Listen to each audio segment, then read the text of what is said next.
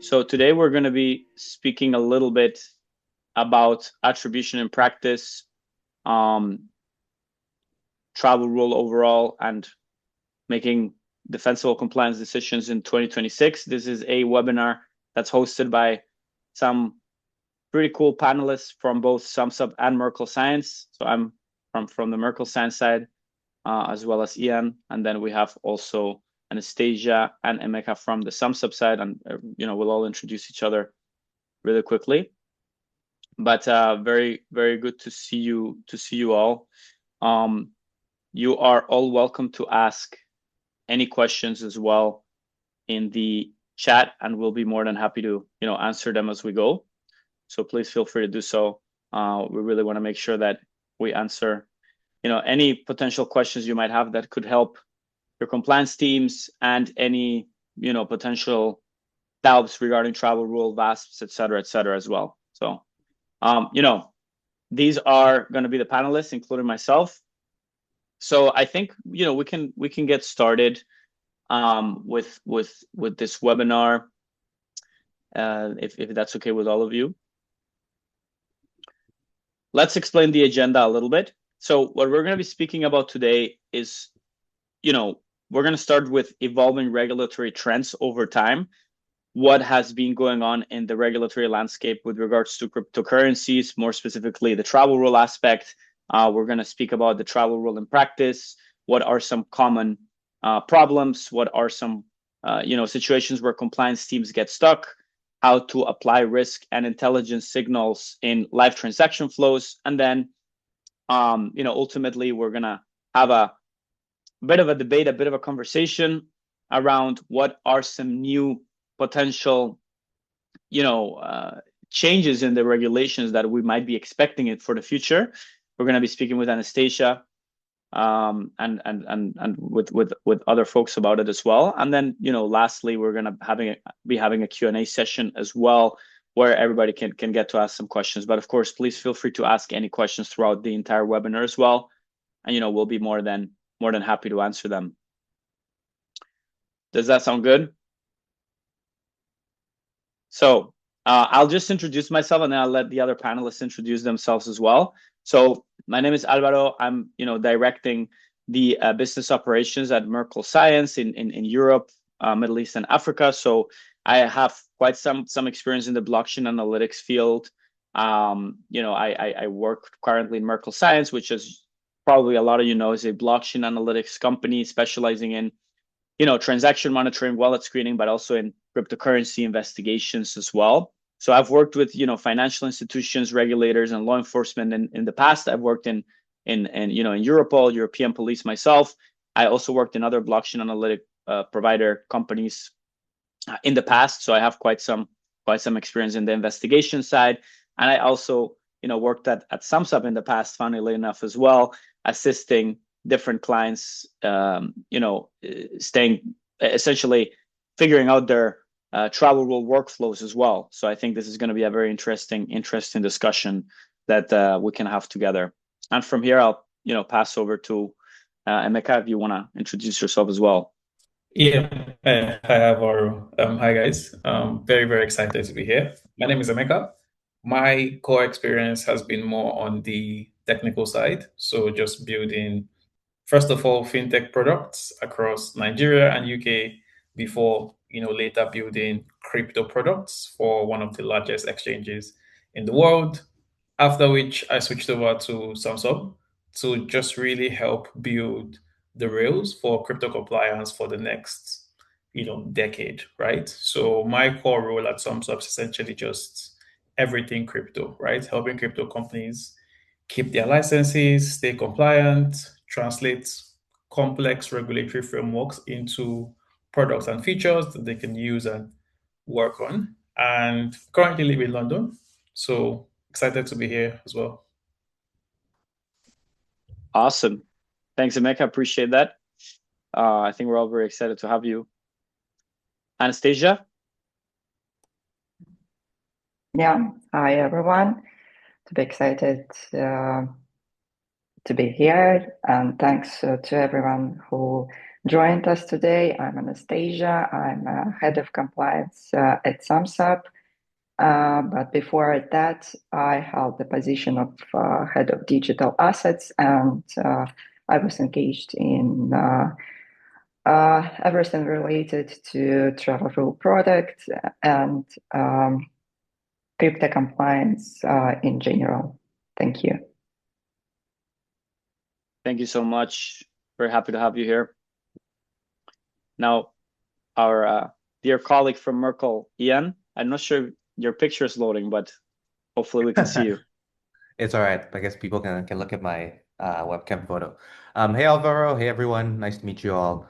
Very excited to be part of today's webinar. My name is Ian, and I'm currently the head of product here at Merkle.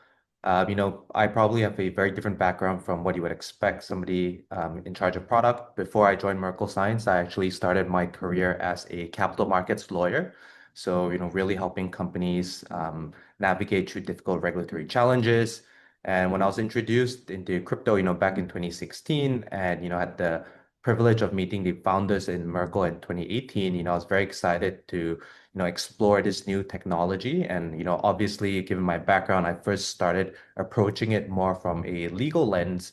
But one of the benefits of having been in this space for so long is that I've had the opportunity to work very closely with practitioners, understanding the challenges they face in terms of adopting new technology. And so it was very exciting for me to transition from providing advice on how to navigate the law to actually working on building products to help the Web3 industry operate in a compliant manner. And Travel Rule has been something that obviously we've been keeping an eye on since way back when it was first discussed back in 2019. And so very excited to be a part of today's conversation.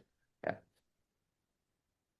Thank you, Ian. Yeah, and you have a really interesting background, and I can really relate to it as well, as you know, because I initially started in the in the legal sphere, looking into international and European law, specifically focused a little bit also on crypto regulations, which were a lot less back in the days 10 years ago, obviously.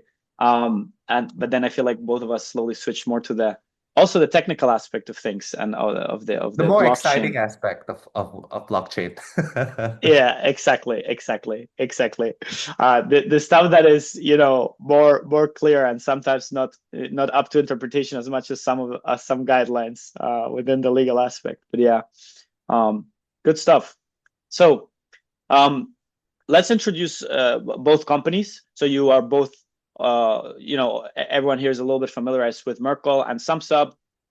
For me, it's a very dear webinar for myself, obviously, because I worked in both places. So I think it's a great spot to be in at this moment. But basically, Merkle Science is, as a lot of you already know, a blockchain analytics platform specializing in wallet screening, specializing in blockchain analytics overall.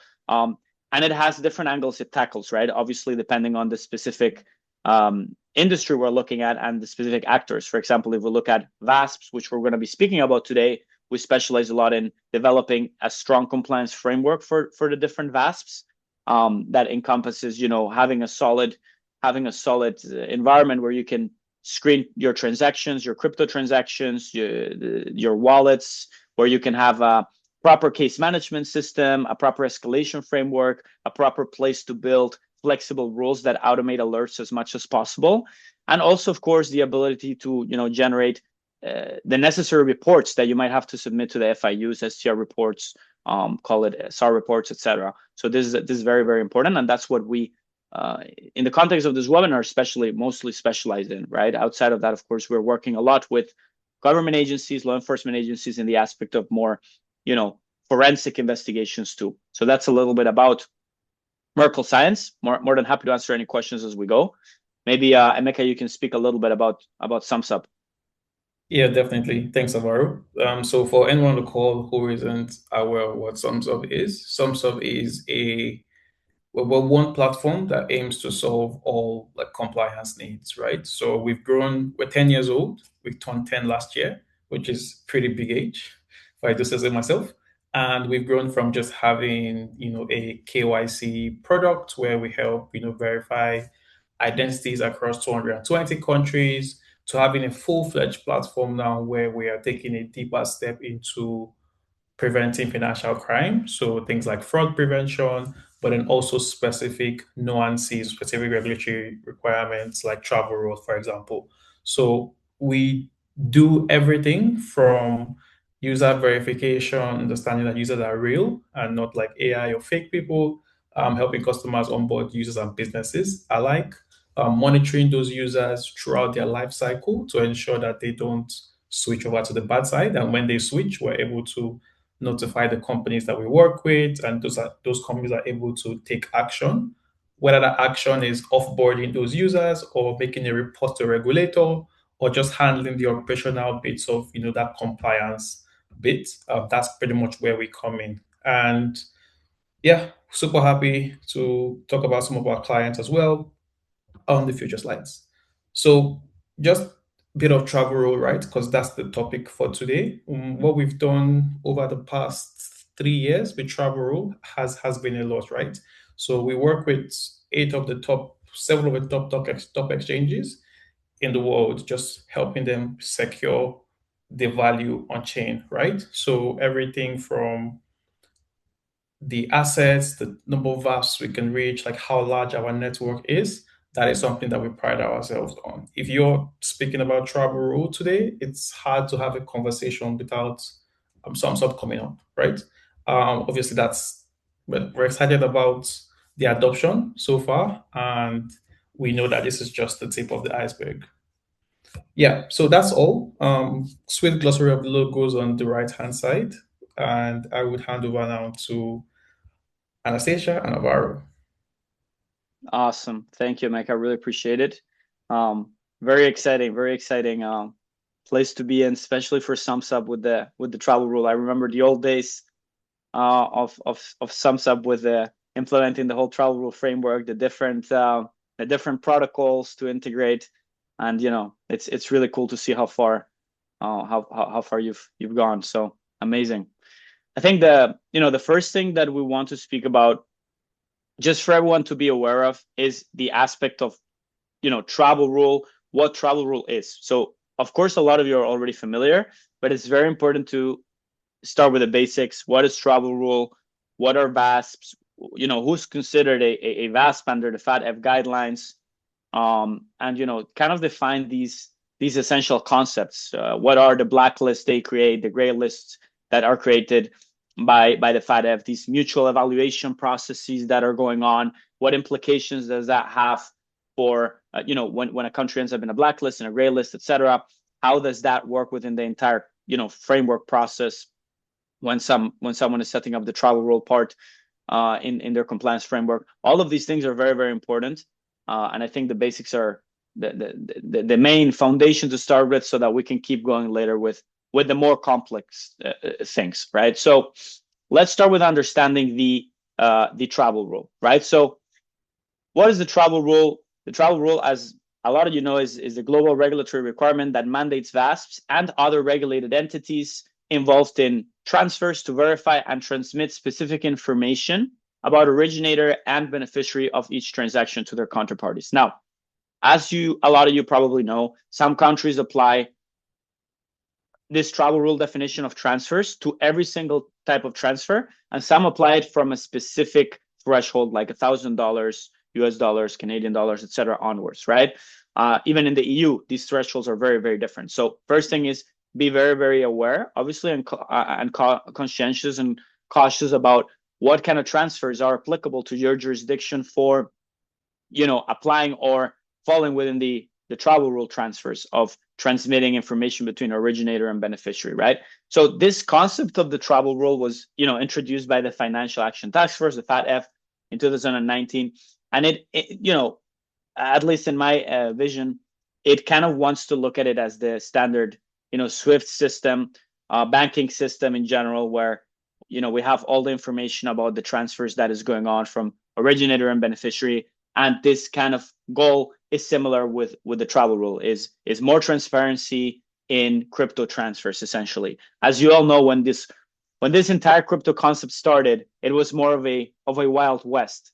Nothing was regulated. Everything was not necessarily anonymous, but more pseudonymous. there was information on the blockchain, but there was no PII information about the specific users. It was more about, transparency in the transactions and what transactions were going on by the different addresses, but there was no personal information behind this blockchain. And so the travel rule aims at increasing that transparency about the personal information, when transferring crypto assets, let's say. And obviously this helps increase security as well, and it helps combat money laundering, terrorist financing, and other illicit activities, because you actually have way more information about this specific personal data behind the addresses and behind the transfers. Okay, so as you see in the definition from before, we're saying that it mandates VASPs, right, involved in virtual asset transfer. So another question is, now that we've defined what is the travel rule, what does it entail? The next question is, what are VASPs? What is a VASP considered? And VASP by the FATF is defined as a virtual asset service provider, means any natural or legal person who, as a business, conducts one or more of the following activities or operations for or on behalf of another natural or legal person. So exchange between virtual assets and fiat currencies, transfer of virtual assets, exchange between one or more forms of virtual assets, safekeeping or administration of virtual assets, and participation in and provision of financial services related to an issuer's offer and or sale of a virtual asset. So this is very interesting, because this definition is a very broad definition of a VASP. And as you can see, very interestingly, it's not only someone or some entities considered a VASP when transferring virtual assets, but also when administering them, when safekeeping them. This is also something very, very interesting, right? When we're looking at, let's say, not necessarily transfers, but even just safekeeping the virtual assets within a specific platform under the FATF could possibly qualify as being a virtual asset service provider, right? So it's very, very important to bear these things in mind. Now, obviously, the FATF is an international body. It's their guidelines, international bodies, apart from European Union regulations, etc. They're not necessarily binding, let's say, and these are up to the FATF members, the countries, to transpose into their national jurisdictions, obviously. So these things can slightly switch and can be slightly tweaked when being transposed, when being implemented by the actual countries. As we've seen, nowadays around 40 to 45% of the FATF countries have actually implemented already most of the travel rule guidelines, and we'll speak about that shortly as well. Actually, in this slide. So here you can see some of the countries that started transposing the travel rule requirements into their jurisdictions from 2019 till more recently this year, 2026. And you are seeing as well what is in the next coming agenda for next countries to be transposing the travel rule FATF requirements into their domestic jurisdictions, right? So as I said before, 42% of FATF jurisdictions have confirmed implementation of the travel rule, and you can see some of the countries here.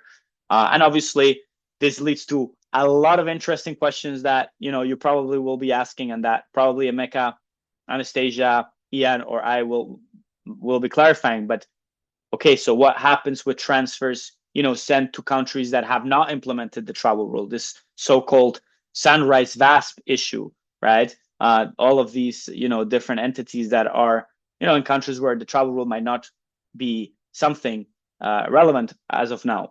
So these are all important questions to bear in mind when developing your compliance framework around travel rule, right? And this is what MiCA specifically as well has been developing with Sumsub in order to help the different VASPs develop this framework.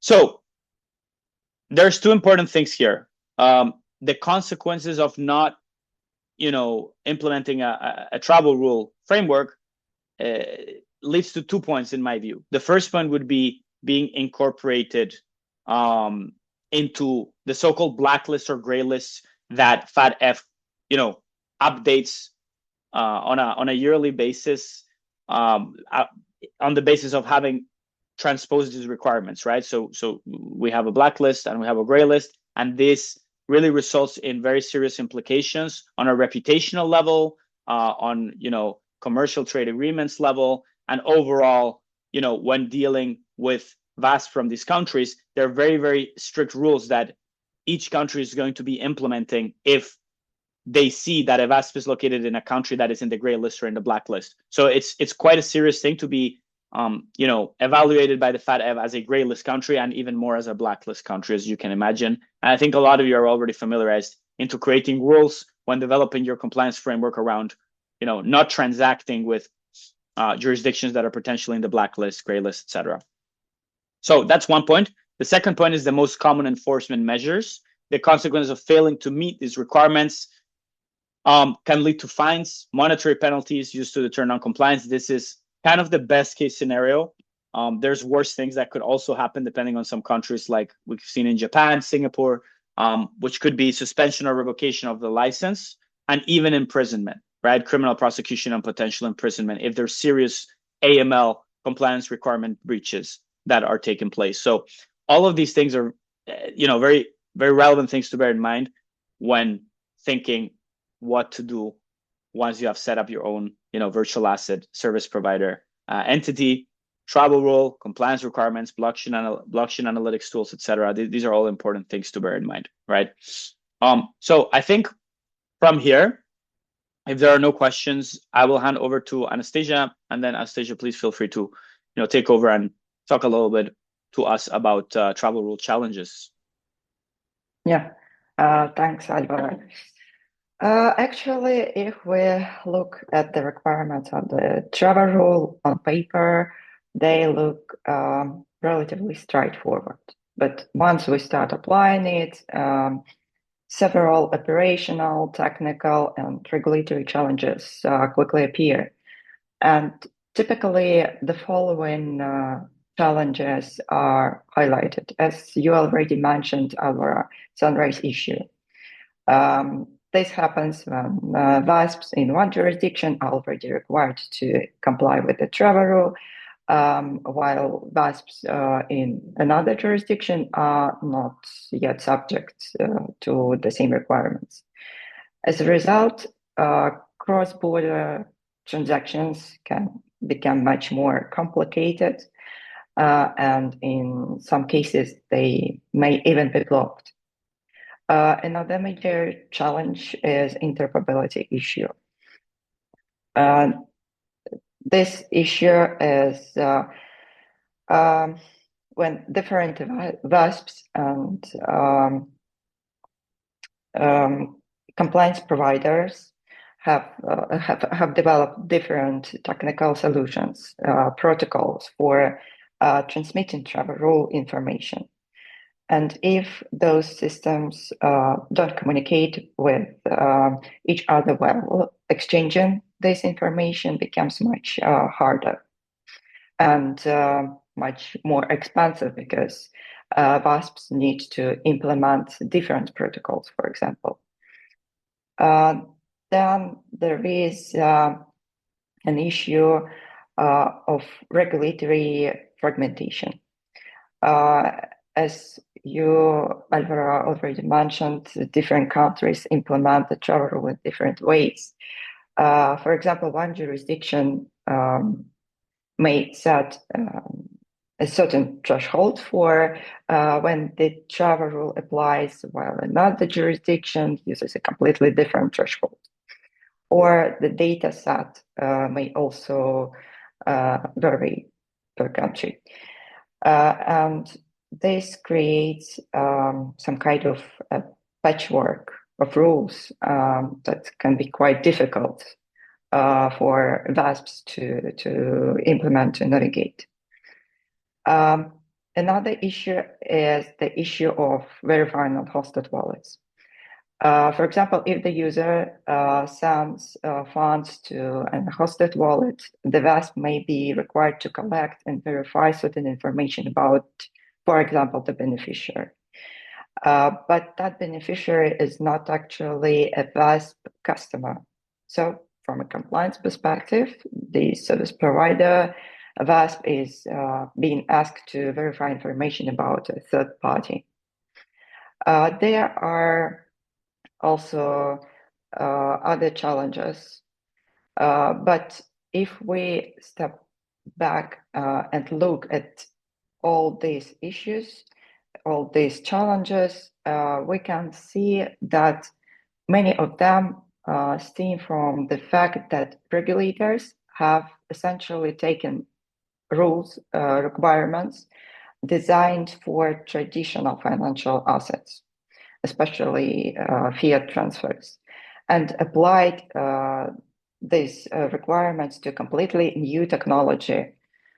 And so virtual assets, blockchain operate very differently. That's why we have these challenges. Just several examples.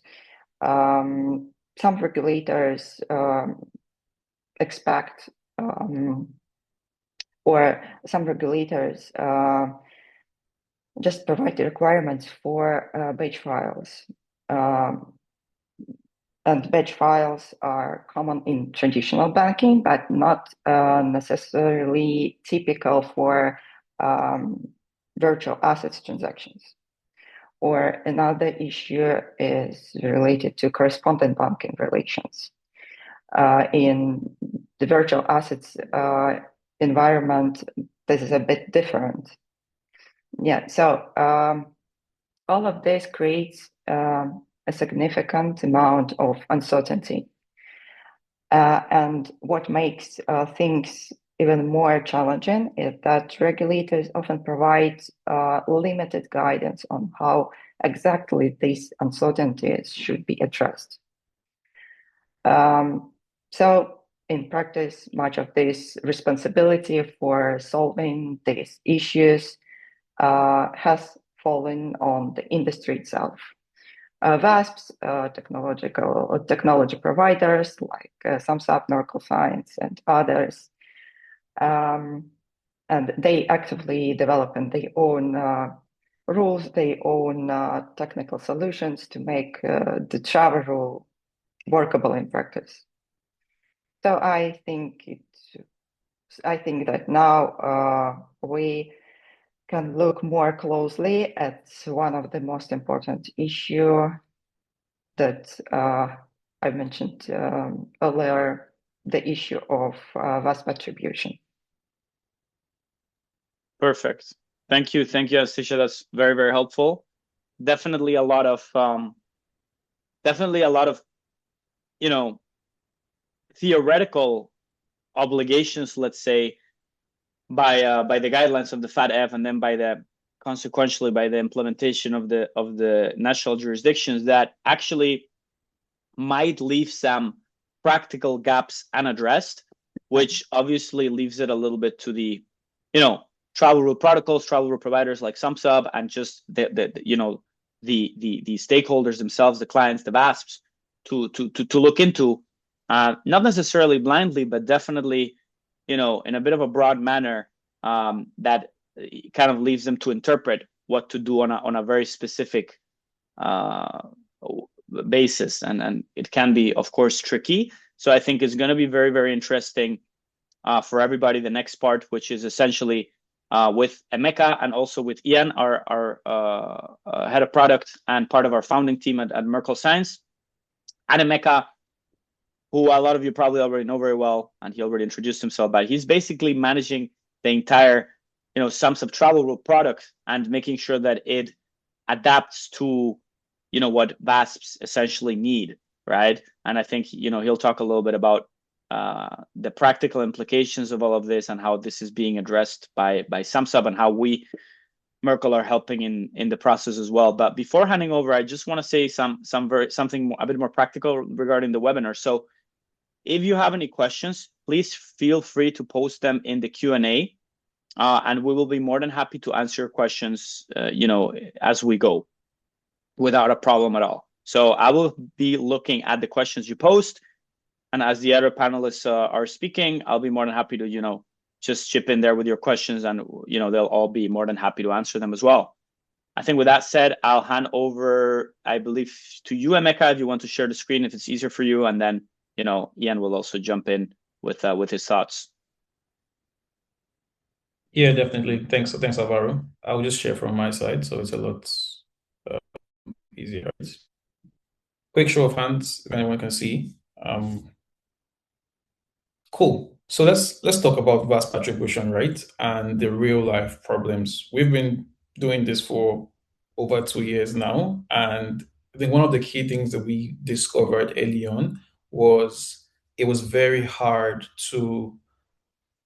There were so many different verification standards across board, right? So it was very hard to tell exactly which wallet addresses were owned or controlled by VASPs, which is what VASP attribution is, right? A method where an individual, a company, whoever is able to a large degree of confidence, say that a wallet address is controlled by VASP. VASP attribution is the bedrock, like the first stage in the entire travel rule process, because before you can begin to understand if you're going to exchange information, you need to understand who you're potentially exchanging information to, right? So that's a huge thing, and that's like the bedrock. One of the things that to take note of and how we kind of try to help with some of these is aside working with multiple providers, which you would see like on the next slide, is also just maintaining this source of truth and constantly keeping it up to date, right? Constantly cleaning it, constantly taking feedback, constantly enriching it as millions of wallets are created every day and as millions of transactions are processed through our system. Like that is super important to do on the technical side, on our side as a provider. On a client side, on the VASP side as well, it's also a bit important, especially if you interact with certain types of wallets or certain types of entities who you have a good relationship with, to kind of have that mapping as well in those use cases, and they make your operational and compliance lives a lot easier, right? So that's like the One quick question, Emeka. Sorry to interrupt. I just want to make sure we're addressing also the participant questions. So we have a very interesting question, and you might actually be answering it shortly as we go. But I just want to give also the room a little bit to the participants. So we have a question from Sosina in the chat. I hope I pronounced it well. Otherwise, I'm apologies in advance. So the question is, let's see if I can post it here.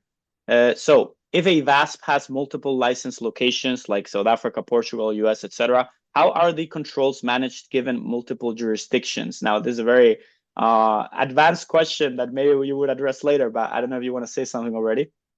Yeah, I'll definitely speak on it a bit later in more detail. But one of the things that we've tried to do is very similar to how we're able to take care of regulatory requirements on like the KYC side in terms of like different document requirements and so on and so forth. We apply the same principles to the travel rule side, right? Understanding the data patterns and all whatnot, right? But there's a bigger problem before that, which is actually identifying, especially for multi-entity VASPs, which exact jurisdiction is supposed to respond to the message and so on and so forth, right? I'll touch on that in more detail in a bit. But just to go through the slide, and I also want to pull Ian in shortly. This is a flow chart that shows how we at Sumsub think of solving this problem, right? And it's evolved over time and will keep evolving. But one of the first things we've done is having our own like internal database of volunteered wallet addresses, which are like hashed and stored for our clients or people in our ecosystem. It helps. So when you have inbound transactions to you, you already kind of have indicated or told us that these wallet addresses are controlled by your entity, and you get your inbound messages delivered, right? But aside that, and that's a percentage, we also, based on our wide coverage network, are able to talk to multiple protocols to ask them about their member wallets, right? So very similar fashion, that happens as well, and sometimes we get feedback. And then I think we started with this, and then we built over time. So we started with, again, lots of blockchain analytics partners. The biggest names in the space, really, that have, from our estimates, the bulk of the coverage, asking them these questions about who the wallet addresses belong to, right? And this is where I want to pull in a bit, because Merkle does a lot of the grungy blockchain stuff, like a lot of the things, right? So in layman's words, just walk us through how that works in practice. Yeah, thanks, Emeka. So, Merkle Science is a blockchain analytics company, which essentially means we spend majority of our time going out there studying blockchain transactions in order to de-anonymize them to the extent that we can, right? And in the context of Travel Rule, a lot of our efforts are spent trying to attribute wallets that belong to businesses, VASP, so that, when a transaction is conducted, we can tell our partners like SumSub, hey, your client is trying to process a transaction to wallet X, which belongs to, VASP A, and this requires, the adherence to travel protocol. Now, collecting blockchain attribution is very, very hard, right? It's no surprise that, there are, half a dozen, dozens of companies that spun out, ourselves included, that have built billion-dollar companies off the back of trying to collect this data. Yet as much as we try, no analytics company is ever going to have 100% coverage. Why is attribution hard? Well, there's a couple of reasons. First, the data itself is complex and inconsistent, right? Transactions occur across multiple different blockchains, which is made all the more prevalent through the use of bridges. And each one of these blockchains has its own data structures, standards, level of transparency. This fragmentation combined with deliberate attempts to obscure ownership, such as through mixing, privacy tools, layered transactions, all of this makes it just more difficult for us to trace activity accurately and reliably. Now, secondly, the public awareness around blockchain has also grown significantly. And while all of us in the Web3 space, see this as a plus, and don't get me wrong, it's definitely great, I can tell you from a blockchain analytics perspective, this comes and brings with it its own challenges. As people and organizations start becoming more knowledgeable about how transparent blockchains are, many are taking proactive steps to protect their privacy online. And we're not just talking about individuals, we're talking about exchanges. One of the ways that we primarily collect information about exchange addresses is, we painstakingly take the effort to create accounts on all the different exchanges that we monitor, and we interact with these exchanges periodically. We then trace the way that our funds move inside these exchanges in order to collect what we call the cluster of addresses that are controlled by that exchange so that we can tag it accurately. And I can tell you, exchanges are catching on to that fact. Today, it surprises me, or rather, it shouldn't surprise me, but it does, that some exchanges actually pay more money to store their funds in a method that actually hides the wallets under their control, right? And a lot of times these actions are motivated by legitimate privacy concerns rather than malicious intent. But as a result, the same techniques that can obscure illicit activity are also increasingly being used by ordinary people and organizations simply trying to safeguard confidential financial information. And then the last point that I'll mention here is, the use of unhosted wallets also present a fundamental attribution challenge. Unlike traditional bank accounts where users have to register with a licensed entity to create an account, which obviously then requires extensive KYC, hopefully done by SumSub, crypto is special in how it allows anyone, anywhere with an internet connection to create a wallet independently. And it's one of the reasons, why criminals do favor crypto when it comes to laundering in large amounts cross-border. But these unhosted wallets pose its own challenge to Travel Rule as well. Thankfully, there are a few proposed solutions to this issue, which Emeka will cover later on. Back to you. Thank you, Ian. Yeah. By the way, one question about this. Since you just mentioned the aspect of unhosted wallets, we have a very good question by Mark Anthony, and then I will answer the other ones that I'm seeing in the chat. So one of the questions that Mark Anthony asked here was in relation to what you just said, and you don't have to answer it, maybe someone else, or if you want to answer it, but it's a hard one. I'm telling you ahead already. Given the persistent challenges in VASP attribution and unhosted wallet identification, how can compliance teams ensure their attribution-based travel rule decisions remain defensible under the evolving 2026 regulatory frameworks like MiCA, DORA, et cetera, et cetera? Very, very good question. Definitely a constant problem that most VASPs are asking. Obviously, a big percentage, and Emeka and I especially, I've seen this a lot when doing the attribution. Very high percentage of the attributions are from unhosted wallets. So how can compliance teams ensure that they are staying essentially compliant with the new regulations, bearing this in mind? Whoever wants to answer. I think, Emeka, you probably covered this in your later slides, right? That the solutions. Yeah, it's a mix of both, but I would move on. I'm also just looking at the time as well, and I'll try to like weave the answer in as I progress, right?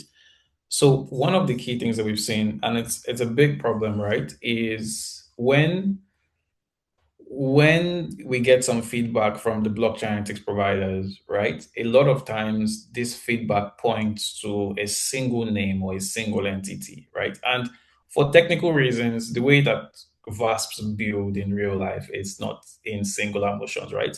A lot of times VASP with multiple entities are using the same shared infrastructure, and the legal bits are separate, right? Customer data is separate, but the technical infrastructure is kind of the same, right?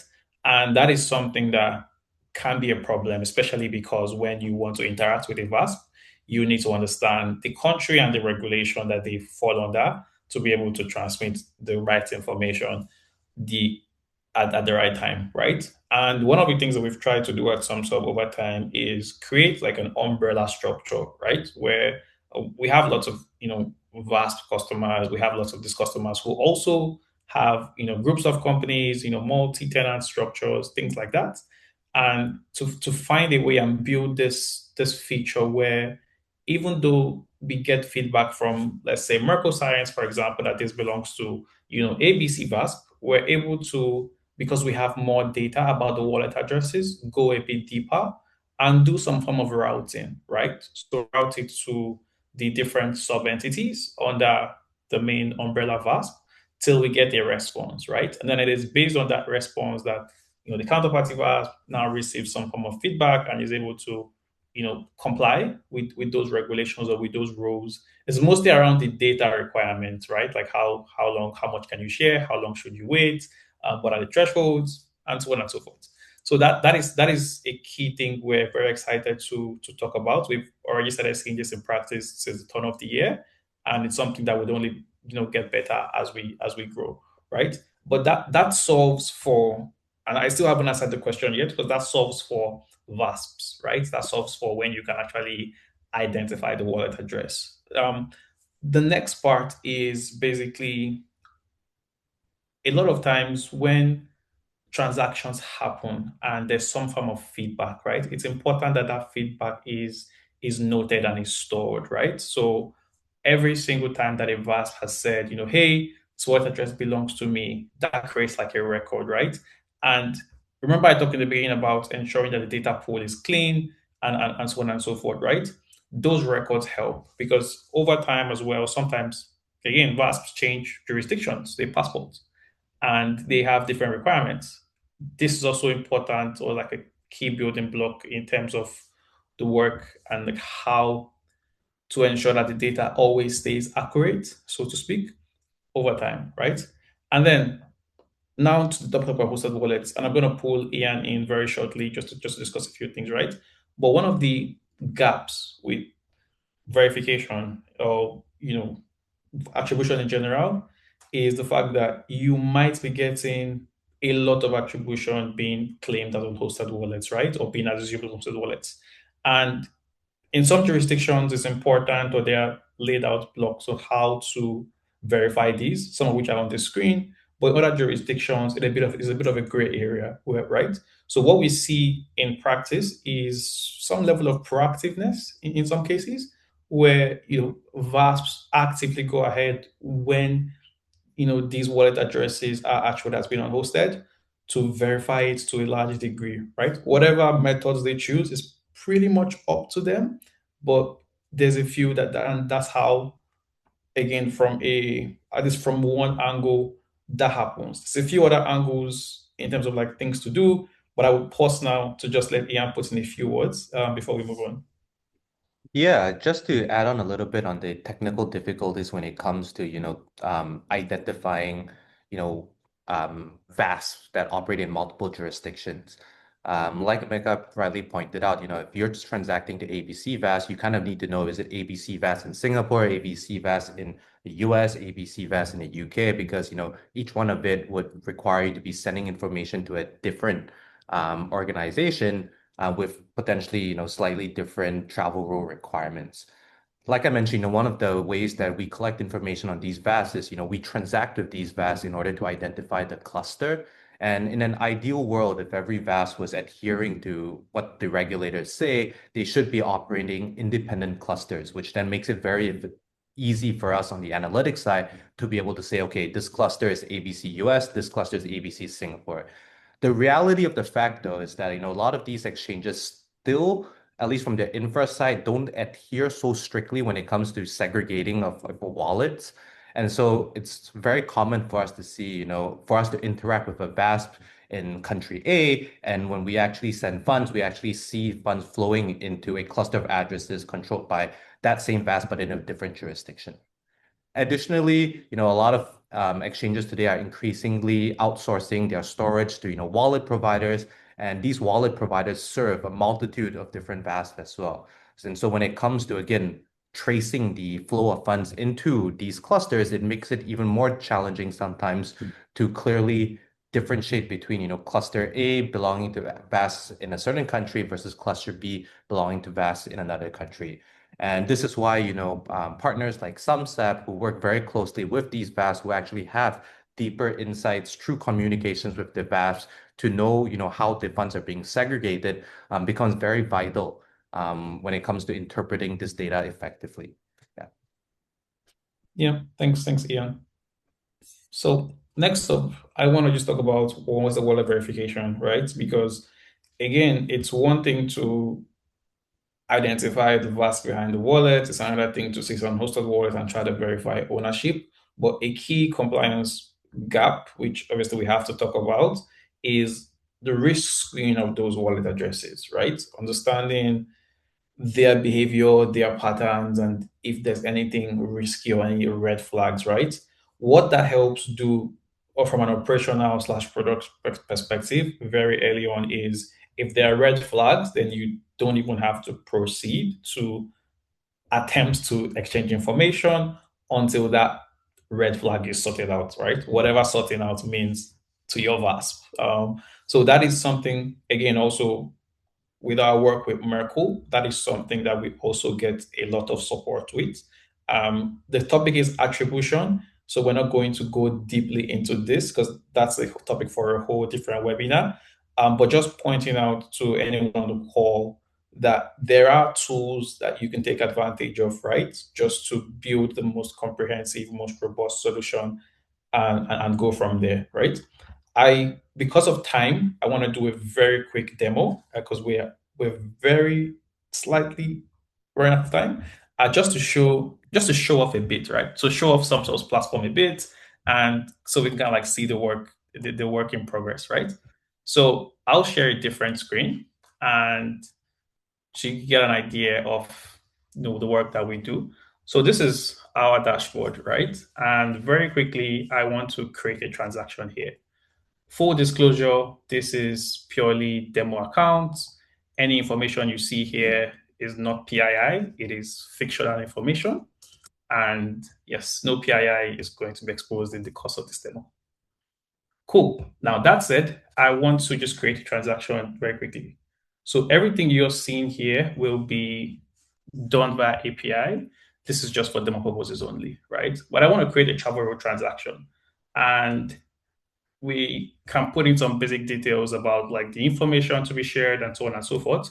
But the most important details we want to input are the wallet address of the counterparty, right?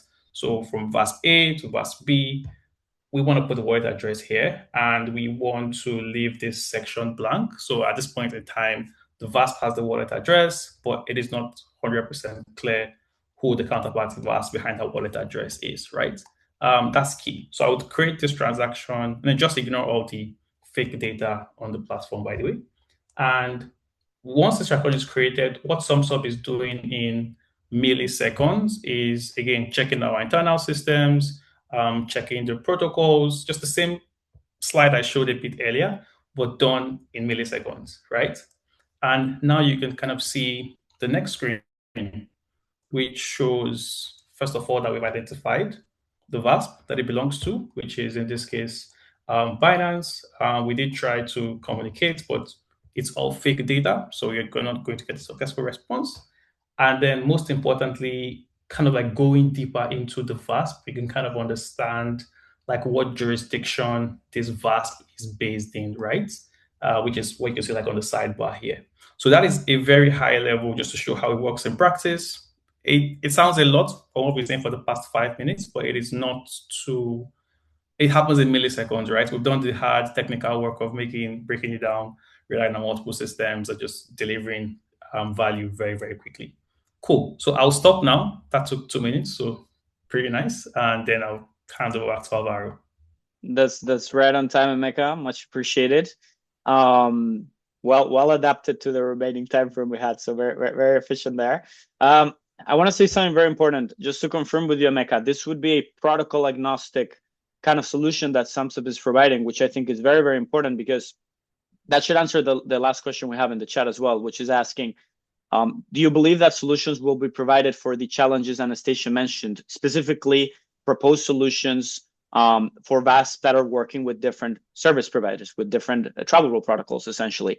And I believe, indeed, one of the awesome things that I was seeing when working with Sumsub was the aspect of interoperability and the protocol agnostic aspect of things. So whether it's, the GTR protocol, whether it's like, the different protocols out there, I believe Sumsub really adapts to the different protocols that a VASP might have in place in order to have a unique place of interoperability, right? Maybe you can say a little bit about that. Yeah, definitely. Just very high level, our plan at Sumsub, right? And the core goal which drives us is we want to be that one platform. And what that means is, as a VASP, the problems are that you because of the fragmentation, even from a private perspective, there's so many different protocols at different stages of maturity for different jurisdictions, and it's impossible, except you have resources and like you're one of the big players, it's very impossible to go integrate with all of them, right? If you have endless funds and you're pretty big, sure, why not? But that's not the bulk of us in the world, right? So that's key. That's the key thing that we try to focus on in general. And we've been able to do that successfully over the past 2 years, and the mission is still the same, right? Keep on building on that, right?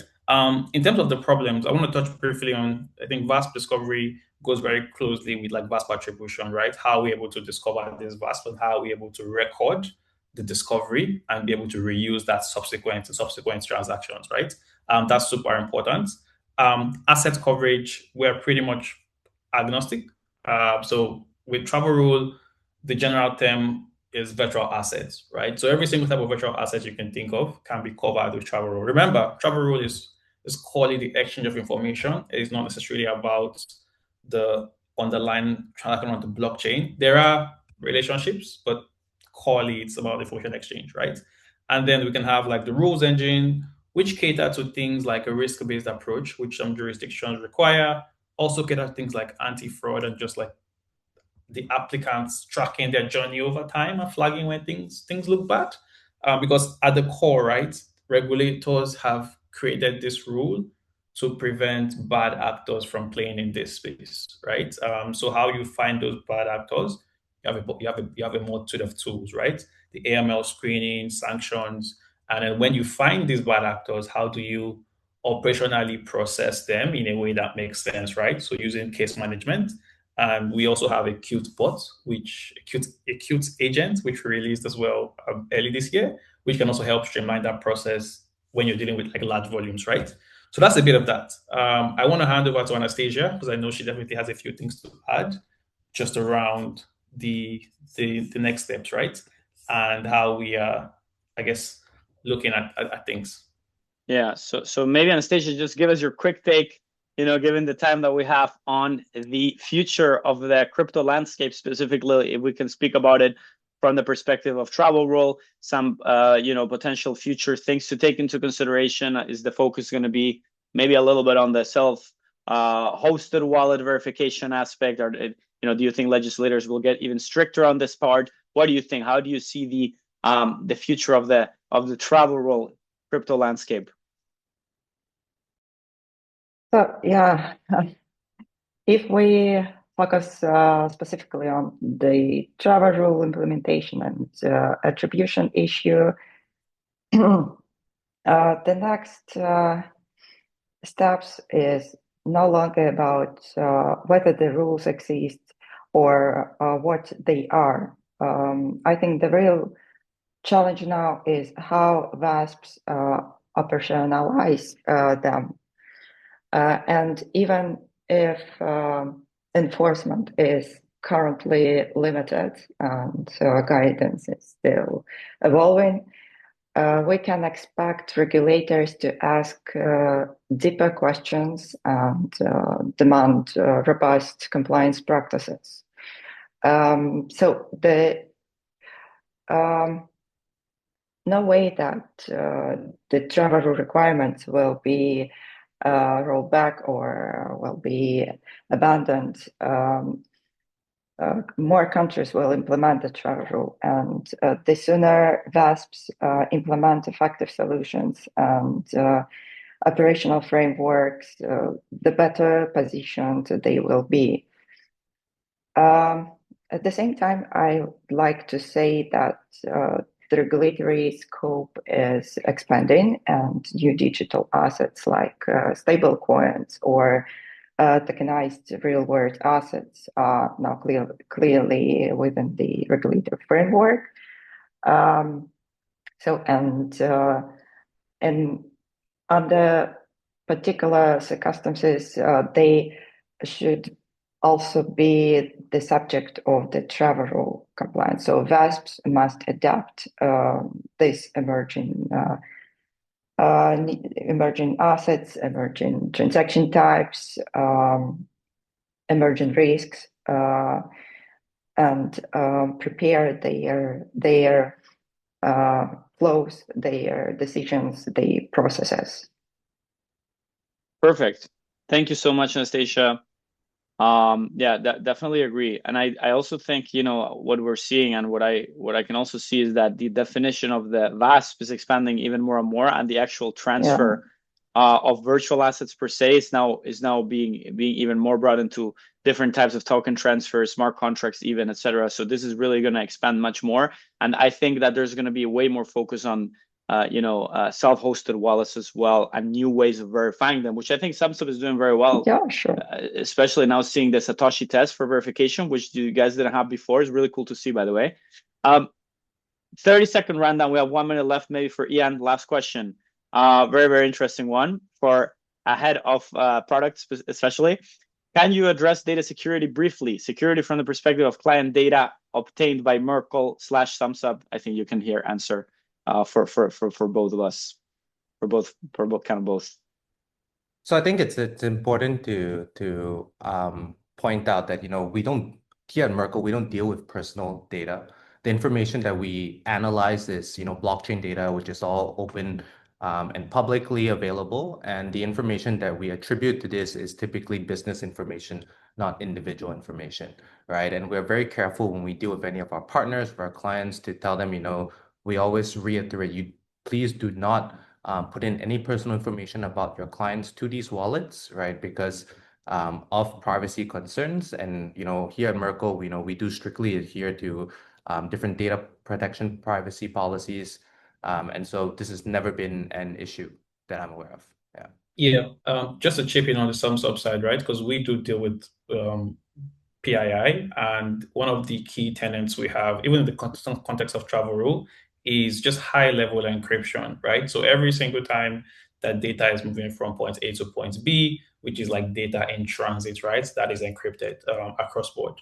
Also, when that data is stored, either in a transaction context or in a user verification context, right? That data is also encrypted at rest. And we have a full page we can share where we begin periodically test these systems, have the required like policies and certifications in place that keep us like at a very high level. So that is, we handle personal information for breakfast, and we take our breakfast very seriously.